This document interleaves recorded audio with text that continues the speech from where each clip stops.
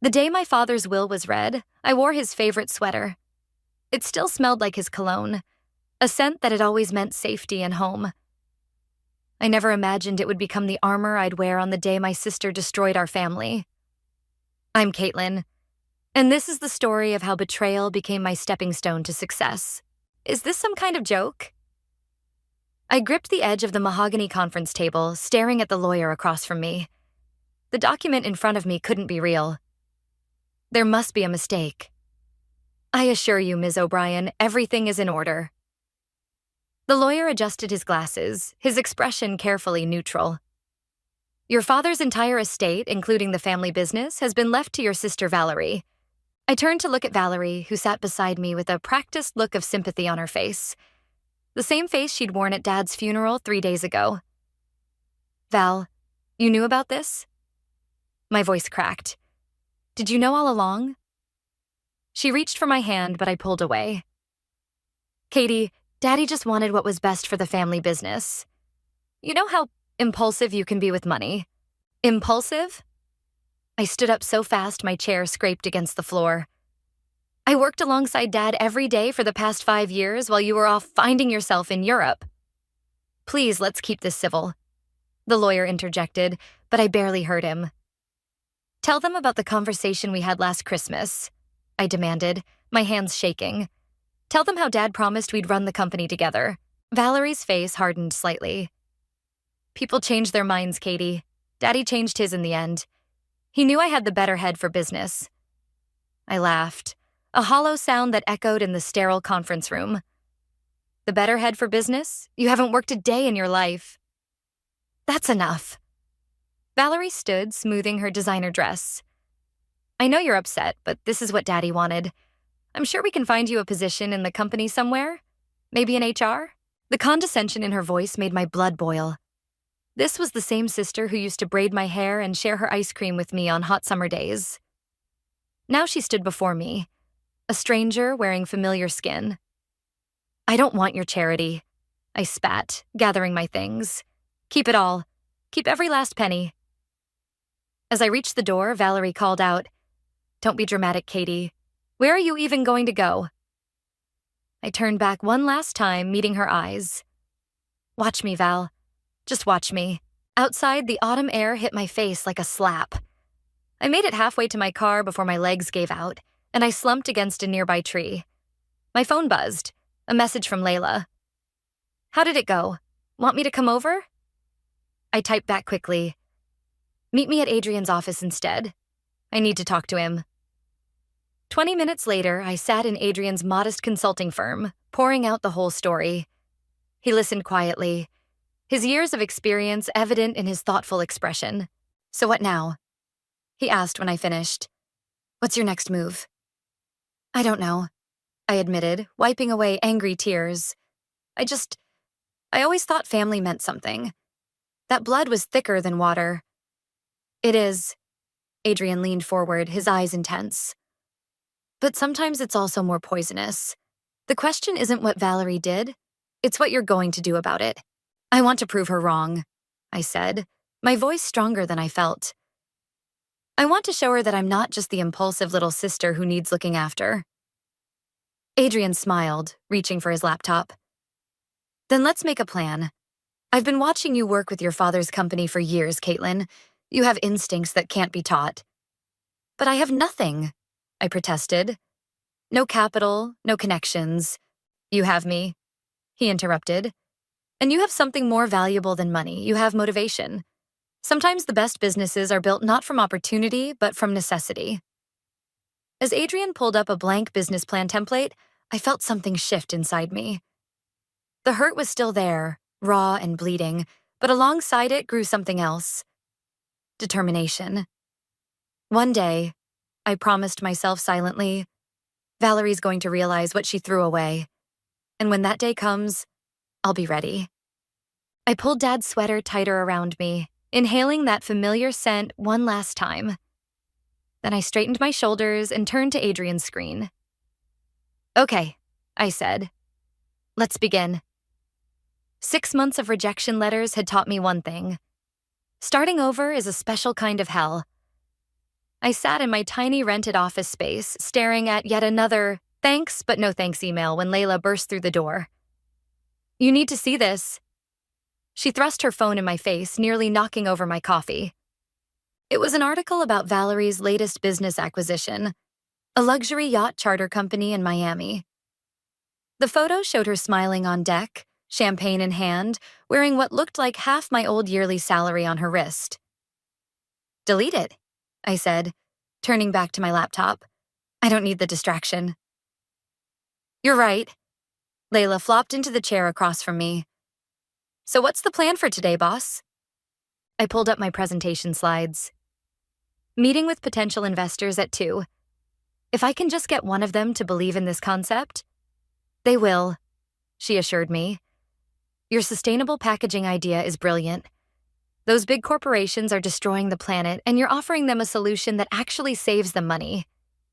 The phone rang, making us both jump. It was Adrian. "Caitlin, are you sitting down?" His voice crackled through the speaker. "Why? What's wrong?" "Nothing's wrong. Remember that contact I mentioned? The one from the venture capital firm? He wants to meet. Today." My heart skipped. "Today? Adrian, I'm not ready. My presentation still needs work and—" "Stop," he cut in. "You've been ready for months. Get your materials together and meet me at the Capitol Grill in an hour." I hung up and looked at Layla in panic. "Help me?" For the next 45 minutes, we rehearsed my pitch until I could recite it in my sleep. As I gathered my things, Layla grabbed my arm. "Wait." She pulled out her lipstick. "War paint. You've got this." The restaurant was packed with lunch crowds when I arrived. Adrian waved me over to a corner table where he sat with a distinguished-looking man in his 50s. "Caitlin, meet Robert. Robert, this is the young entrepreneur I told you about." Robert's handshake was firm. "Adrian says you're going to revolutionize industrial packaging." "That's the plan." I smiled, forcing confidence into my voice. "Did you know that current packaging methods waste approximately 40% of materials during production?" For the next hour, I laid out my vision. Robert asked tough questions, but I had answers ready. All those months of preparation were finally paying off. "Impressive," he said finally, setting down his coffee. "But tell me, why this? Why packaging of all things?" I thought about lying, about giving some corporate-friendly answer. Instead, I told the truth. Because I watched my father's company waste millions on inefficient systems, and nobody would listen when I proposed changes. Now I have a chance to fix that. Not just for one company, but for an entire industry. Robert nodded slowly. "And your father's company? They're not interested?" "They're under different management now." I met his gaze steadily. "But I'm not here to talk about the past. I'm here because I know this idea works, and I'm ready to prove it." He reached into his briefcase and pulled out a folder. "Let's talk numbers." 2 hours later, I stood outside the restaurant, hands shaking as I called Layla. "Well?" she demanded. "They're in," I whispered. $5 million in seed funding. Layla, they're actually in." Her scream made me hold the phone away from my ear. "I'm coming over with champagne. We have to celebrate." That evening, as Layla and I sat on my apartment floor sharing cheap champagne, my phone buzzed with a text from an unknown number. It was Holly, a former colleague from my father's company. "Heard about your funding round. Valerie won't be happy when she finds out you're becoming competition. Watch your back." I showed the text to Layla, who rolled her eyes. "Delete it. She's just trying to get in your head." But as I stared at the message, something clicked. "No, this is perfect. Let her tell Valerie. Let them all watch." "Caitlin." Layla's voice held a warning note. "I'm not doing this for revenge," I assured her, though part of me wondered if that was true. "I'm doing it because I finally can. Because I should have done it years ago." I raised my plastic cup. "To new beginnings." "To new beginnings," Layla echoed, "and to showing them all what you're made of." As we clinked cups, my phone buzzed again. This time it was Adrian. "Congratulations. Now the real work begins." I smiled, feeling lighter than I had in months. He was right. This was just the beginning. But for the first time since that day in the lawyer's office, I knew exactly where I was headed. And Valerie? Well, she'd find out soon enough. 3 years can change everything. I stood at the podium of the National Business Innovation Conference, wrapping up my keynote speech about sustainable business practices. The same conference where, just a few years ago, I'd been nothing more than an attendee with big dreams. And that's how we reduced packaging waste by 60% across all our partner companies, I concluded. Thank you. The applause was thunderous. As I stepped down, Adrian met me backstage with a proud smile. Knocked it out of the park, kid. He handed me a water bottle. But heads up, Holly's here. Of course she is. I took a sip, scanning the crowd. Probably gathering intel for her copycat product line. Speaking of intel, Adrian lowered his voice. Have you seen the news about Valerie? Before I could answer, Holly materialized beside us, wearing her signature predatory smile. Caitlin, fantastic speech. Almost as good as the one I gave last year. She air-kissed my cheek. We simply must catch up. Have you heard about your sister's little situation? Holly, I nodded coolly. Still riding on other people's innovations? Her smile tightened. Better than riding on Daddy's coattails. Oh wait, that would be Valerie, wouldn't it? Though not for much longer, from what I hear. She sashayed away, leaving me staring after her. Adrian touched my arm. You should probably see this. He pulled up a news article on his phone. The headline hit me like a punch. O'Brien Enterprises faces bankruptcy amid CEO's lavish spending. There's more. Adrian swiped through photos. That yacht company she bought? Sinking faster than the Titanic. And her husband Philip apparently cleaned out their joint accounts before filing for divorce. I should have felt triumphant. Instead, a complicated knot formed in my stomach. Ms. O'Brien? An event coordinator appeared. The press is ready for you. The next hour was a blur of interviews and photographs. I answered questions about my company's success, our expansion plans, the new headquarters we were building. Nobody mentioned Valerie, but I could feel the whispers following me. Later that evening, at the conference gala, Layla found me hiding by the dessert table. Stop stress-eating chocolate truffles and dance with me, she commanded, pulling me onto the dance floor. This is your moment. You're the youngest keynote speaker they've ever had. Did you know? I asked as we swayed to the music. About Valerie? I didn't want to distract you before your speech. She studied my face. How do you feel about it? I don't know, I admitted. Part of me wants to celebrate, but she's still your sister, Layla finished. Our conversation was interrupted by my phone buzzing. An email from the charity foundation I'd started last year. Invitation to host annual fundraising gala. Perfect timing. Layla peered over my shoulder. You can show off that ridiculous mansion you just bought. It's not ridiculous, it's investment property. It has a fountain in the foyer. Before I could defend my real estate choices, Holly's voice cut through the crowd. Ladies and gentlemen. She clinked her glass, commanding attention. I have an exciting announcement. My company is launching a revolutionary new eco-friendly packaging line. My blood ran cold. The description she gave matched our upcoming product exactly, the one we hadn't announced yet. That snake, Layla hissed. She must have gotten her hands on our prototype designs. I felt eyes turning to me, waiting for my reaction. Instead of showing anger, I smiled and raised my glass. Congratulations, Holly, though you might want to check your numbers. That design you're describing? We patented it 6 months ago. The color drained from Holly's face as murmurs rippled through the crowd.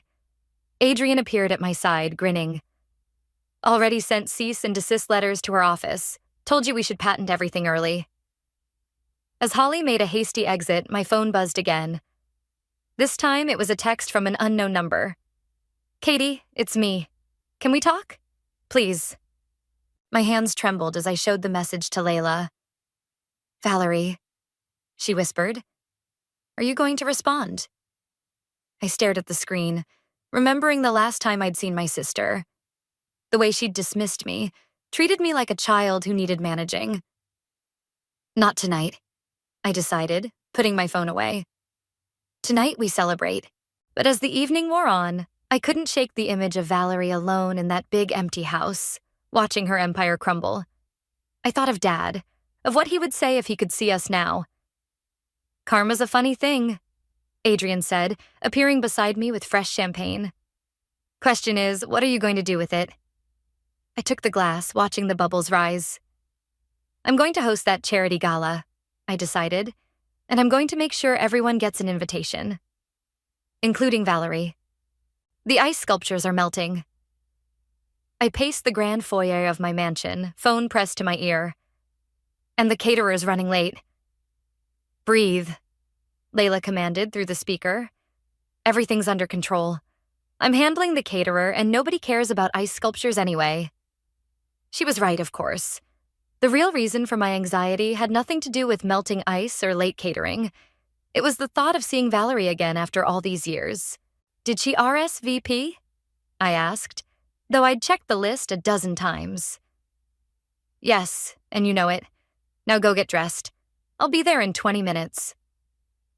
2 hours later, I stood greeting guests as they arrived for the charity gala. My home buzzed with Seattle's business elite, all here to support children's education, and perhaps catch a glimpse of the drama they'd been whispering about. Gorgeous event. Adrian appeared at my elbow, looking dapper in his tuxedo. Though I think the fountain in the foyer might be a bit much. "Not you two," I laughed, but the sound died in my throat as I caught sight of the entrance. Valerie stood in the doorway, almost unrecognizable. Gone were the designer dresses and diamond jewelry. She wore a simple black cocktail dress that had seen better days, her hair pulled back in a modest bun. But it was her eyes that struck me. The confident sparkle replaced by something haunted. "Showtime," Adrian murmured, squeezing my arm before disappearing into the crowd. Valerie approached slowly, clutching her purse like a shield. "Katie, thank you for inviting me." "Valerie." My voice came out steadier than I felt. "Welcome." The silence stretched between us, heavy with unspoken words. Finally, she broke it. "Your home is beautiful," she said softly. "You've done well for yourself." "Yes, I have." I couldn't keep the edge from my voice. "No thanks to Ms. O'Brien." A reporter from the Seattle Times approached with a photographer. "Could we get a photo of the hostess?" "Of course." I turned away from Valerie, plastering on my media smile. The evening progressed in a blur of speeches and donation pledges.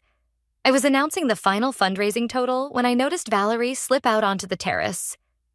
Against my better judgment, I followed her. She stood at the railing, staring out at the city lights below. "Remember when we used to share a bedroom?" she asked without turning around. "And we'd stay up late planning our futures?" "That was a long time ago. I've lost everything, Katie." Her voice cracked. "The company, the house, my marriage. Philip took it all." "I heard." I moved to stand beside her. "Karma's funny that way." She flinched. "I deserve that, but I need your help, please." "My help?" I laughed bitterly. "Like you helped me when Dad died?" I was wrong. She turned to face me, tears streaming down her face. "I was stupid and greedy and wrong. But I'm your sister. Were you my sister when you convinced Dad I couldn't handle the business? When you watched me walk away with nothing?" "That's not... I didn't..." She slumped against the railing. "I don't have anywhere else to go." Inside, the party continued. I could hear laughter, the clink of glasses, the sound of success I'd built from scratch. Everything I'd achieved because she'd left me no choice. "There's a position open," I heard myself say. "Entry level, cleaning staff." Valerie's head snapped up. "What? You want my help?" "Start at the bottom, like I did." I met her gaze steadily. "The job pays $15 an hour. Take it or leave it." "You want me to be your maid?" Her voice trembled between hurt and anger. "I want you to learn what it means to work for something." I turned to go back inside. "Think about it." "Katie, wait." She grabbed my arm. I'll do it. I stared at her, searching for signs of manipulation or deceit. But all I saw was desperation and something else. Shame. Be here Monday at 8 a.m.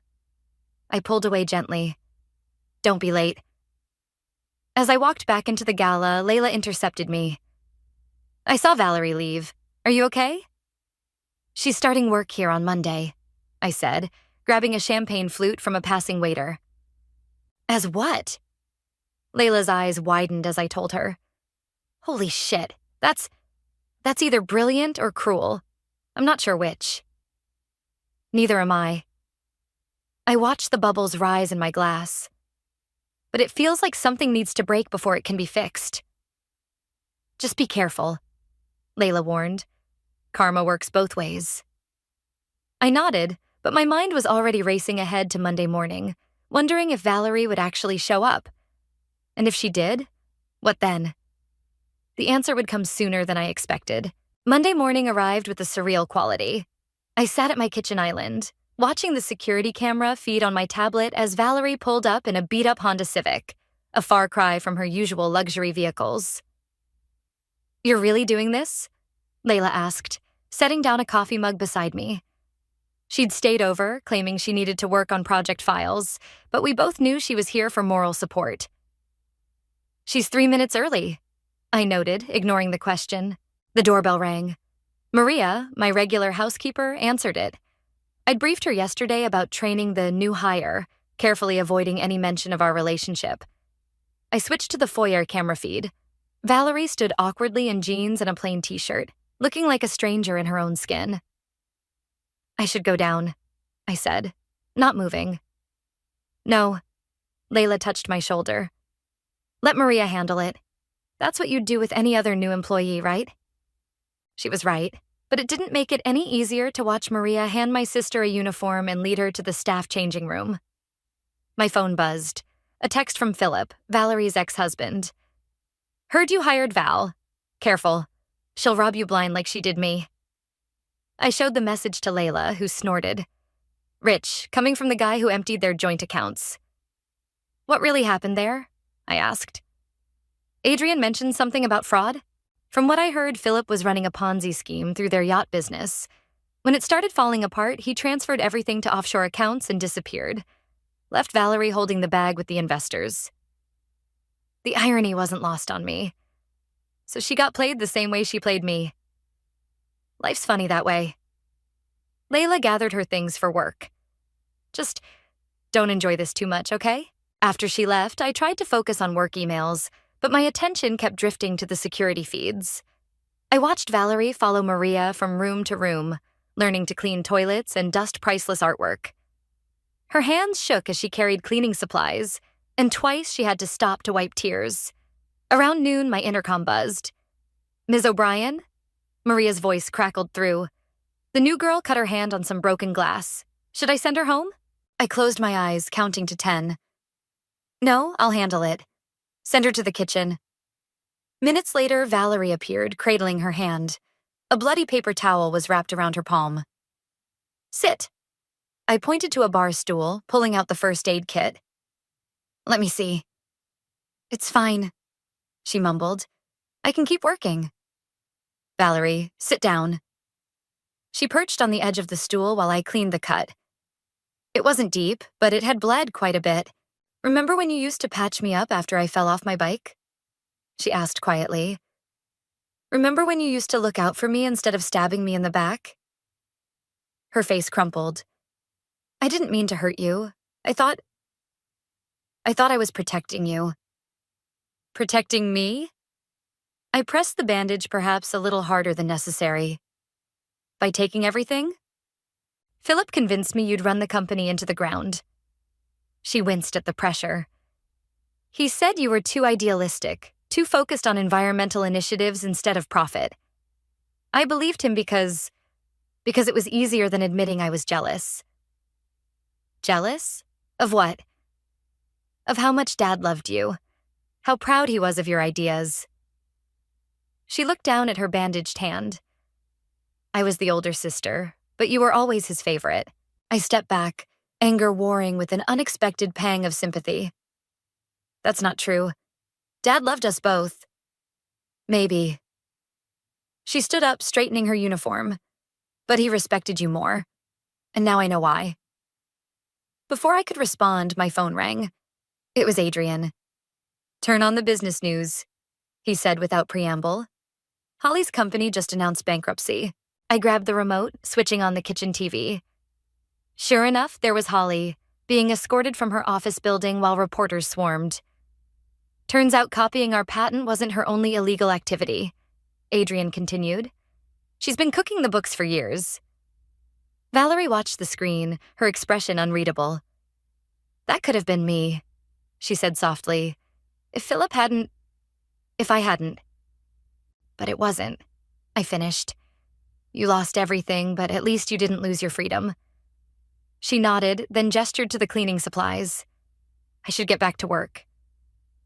As she turned to leave, I called after her. "Val, the cut? Keep it clean. Come back if it needs changing." A ghost of our old connection flickered between us. Fragile, barely there, but present.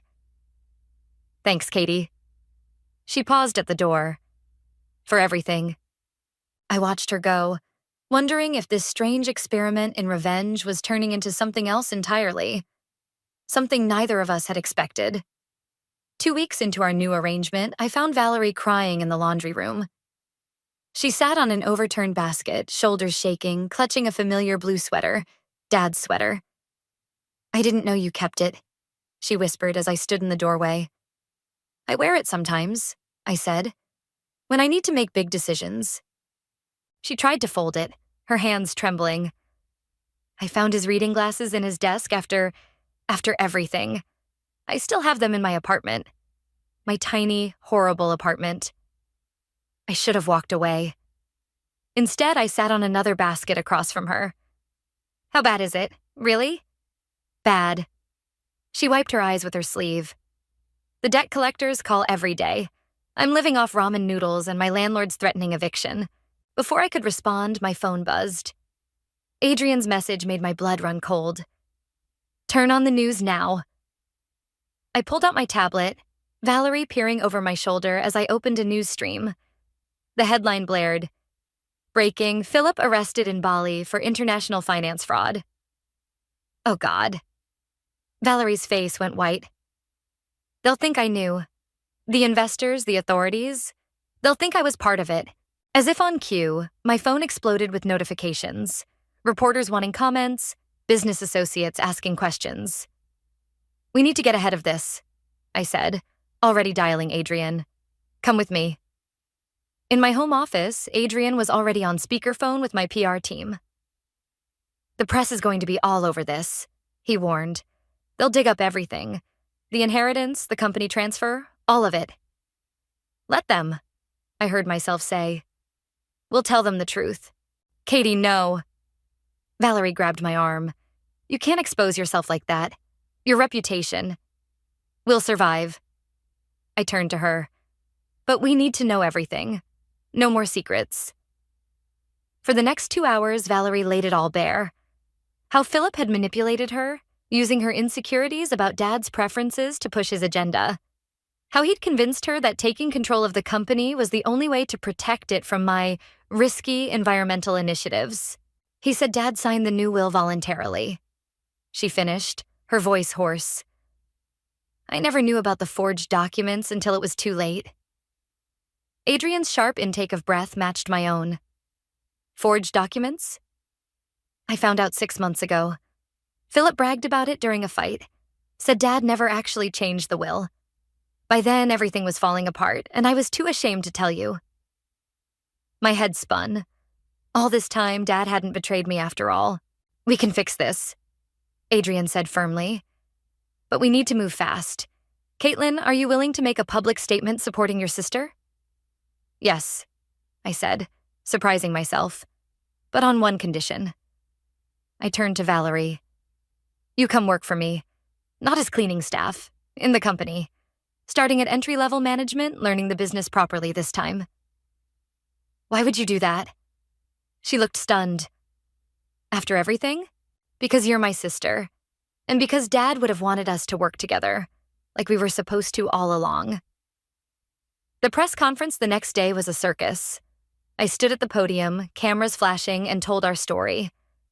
The manipulation, the fraud, the reconciliation. When I finished, Valerie stepped up beside me. My sister offered me a chance to earn back what I lost, she said, her voice steady despite her shaking hands. Not just the business, but her trust. I don't deserve it, but I'm going to spend every day trying to. The headlines the next day were surprisingly positive. Sisters unite against fraud, family business redemption story, O'Brien sisters from rivalry to recovery. That evening, as we sat in my kitchen reviewing the media coverage, Layla arrived with takeout and a suspicious expression. "If this is another trick," she warned Valerie. "If you hurt her again—" "It's not," Valerie and I said simultaneously, then looked at each other in surprise. "Well, that's creepy," Layla muttered, but she was smiling as she unpacked the food. My phone buzzed, another message from Adrian. "Your father would be proud today." I looked at Valerie, who was carefully separating her broccoli from her beef, just like she used to do when we were kids. The anger I'd carried for so long felt lighter somehow, making room for something else. Something like hope. "Hey, Val," I said, reaching for the soy sauce. "Dad's old office is still empty. Think you could help me clean it out this weekend?" Her smile was watery but real. "I'd like that." It wasn't perfect. It wasn't even close, but it was a start. "Look what I found." Valerie's voice cracked as she pulled a dusty photo album from Dad's old desk drawer. We'd been cleaning his office all morning, sorting through years of memories and forgotten paperwork. "I haven't seen that in years," I said, wiping dust from the leather cover. Inside were photos of us as kids. Gap-toothed grins, matching Christmas dresses, birthday parties. "Wait." Valerie pulled out a yellowed envelope tucked between pages. "This is Dad's handwriting." My heart stopped as I read the date on the envelope. 2 weeks before he died. Inside was a letter written in Dad's familiar scrawl. "My dearest girls," Valerie read aloud, her voice trembling. "If you're reading this, something's gone wrong. The will I signed today doesn't reflect my true wishes. Philip insisted on changes that didn't feel right. But he's threatened to expose irregularities in our company's environmental compliance. He blackmailed Dad?" I grabbed the letter. "That son of a—" "There's more." Valerie pointed to the next paragraph. "I always intended for you both to run the company together. Katie's innovation with Val's business sense, you'd be unstoppable. I'm trying to find a way to fix this. If I can't, know that I love you both equally." The letter slipped from my fingers. All these years, we'd been playing into Philip's hands, letting him tear our family apart. My phone rang. "Adrian, turn on CNBC," he said without preamble. "They're covering Philip's arrest." We rushed to my office, flipping on the TV. Philip stood in handcuffs, being led through an airport terminal. "Breaking news.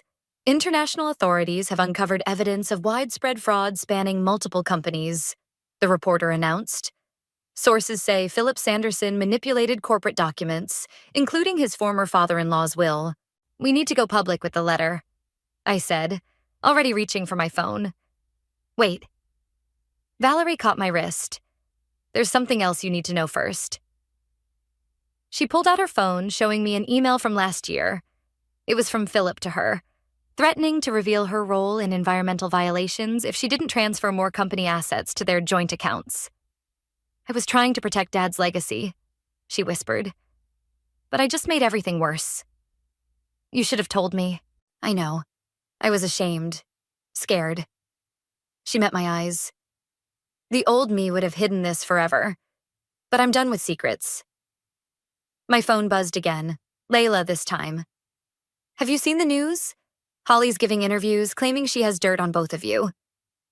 "Let her try," I said, holding up Dad's letter. "We have the truth now." The next few hours were a whirlwind.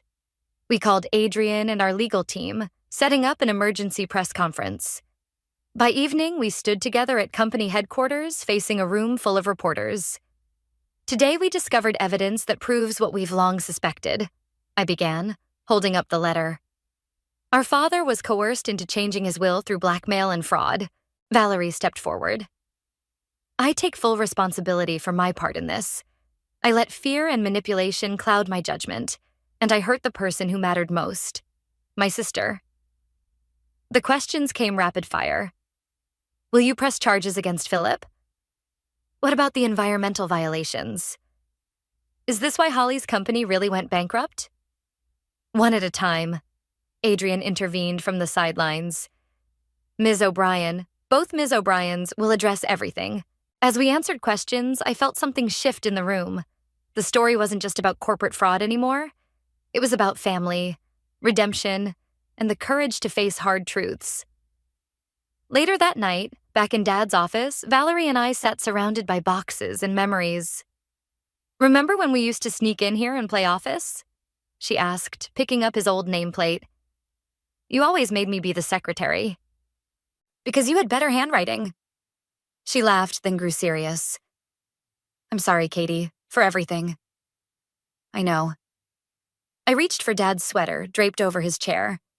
Here, you should have this. She shook her head. Keep it. It looks better on you anyway. My phone lit up with a news alert. O'Brien sisters unite, family legacy restored amid corporate scandal. They got it wrong, Valerie said, reading over my shoulder. The legacy wasn't restored. It's being rebuilt. Better this time. I looked at her. Really looked at her. And saw not the sister who had betrayed me, but the one who used to chase away monsters under my bed. Together? I asked. She smiled, tears in her eyes. Together? Outside, camera flashes still lit up the building entrance. Tomorrow would bring more questions, more challenges. But for now, in Dad's old office, two sisters began the real work of healing. And somewhere, I knew Dad was smiling. Ready for this? Valerie squeezed my hand as we stood outside the courthouse. Philip's sentencing was about to begin. As ready as I'll ever be. I straightened my blazer, Dad's sweater underneath giving me strength.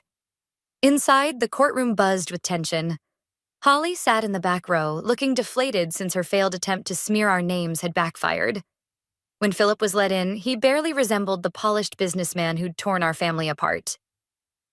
All rise, the bailiff called, as the judge read through Philip's crimes. Fraud, forgery, blackmail, money laundering. I felt Valerie trembling beside me. Layla, sitting on my other side, passed her a tissue. Before I deliver the sentence, the judge announced, would the victims like to make a statement? Valerie and I approached the podium together. We'd practiced this moment, but now the words felt different. Your Honor, I began, the money Philip stole can be replaced. The companies he destroyed can be rebuilt. But he stole something far more precious, years we could have spent as a family. Valerie stepped forward. Our father died believing his daughters would hate each other forever. That's time we can never get back. Philip's face remained impassive as the judge sentenced him to 15 years. As he was led away, he turned to us with a sneer. You think this changes anything? You're still the same spoiled brats fighting over Daddy's money. No, Valerie replied calmly. We're business partners now, and we're better at it than you ever were. Outside, reporters clamored for statements. Adrian shepherded us through the crowd to where Maria waited with the car. Home? She asked, holding the door. I looked at Valerie. Actually, let's go to the office. We have work to do. In Dad's old office, now our shared space, we settled into the familiar rhythm we'd developed. Valerie reviewed acquisition proposals while I finalized our new sustainable packaging patents. Look at this, she said suddenly, pulling up an email. Holly's former employees want to join our team. They say she stole their ideas too. Hire them, I decided. All of them. We'll need the extra hands for the expansion anyway. Speaking of expansion, Valerie pulled out a familiar blueprint, Dad's original plans for an eco-friendly manufacturing facility. Remember when you first proposed this? The one Philip said would bankrupt us? Dad loved that idea. I traced the faded lines. He said it was ahead of its time. Well, now it's time. She spread out updated projections. With the new patents and tax incentives, we could break ground next quarter. Adrian knocked and entered, carrying coffee and a newspaper. Thought you should see this. The headline read, O'Brien sisters transform family crisis into environmental innovation. Not bad, Layla said, appearing behind him. But wait until they see what's next. She handed us each an envelope. Inside were invitations to the reopening of Dad's favorite children's hospital wing, now funded by our foundation and renamed in his honor. He would have loved this, Valerie whispered. The grand opening's next week, Layla continued. The mayor's coming and— Cancel the mayor, I interrupted. Instead, let's invite the kids from the pediatric ward. Make it a real party. Games, face painting, the works. Just like Dad used to do for us. Valerie smiled. Remember those birthday parties he'd throw? Complete with that horrible magic act? Hey, he practiced those tricks for weeks. We laughed, and for a moment I could almost hear Dad's booming laugh joining ours. By the way, Adrian cleared his throat. The final paperwork came through. The company's officially renamed to O'Brien Sisters Enterprise. Valerie and I exchanged glances. Actually, I said, we have a better idea. The next morning, we unveiled the new company sign together. O'Brien Family Industries, building a sustainable future. As employees gathered for the ceremony, I noticed Maria watching from the back, smiling proudly. Thank you, I whispered when I reached her, for helping me see what really needed cleaning up. She patted my arm. Family is like fine crystal. Sometimes it breaks, but with careful hands, it can be more beautiful after mending. Valerie called me over to cut the ribbon.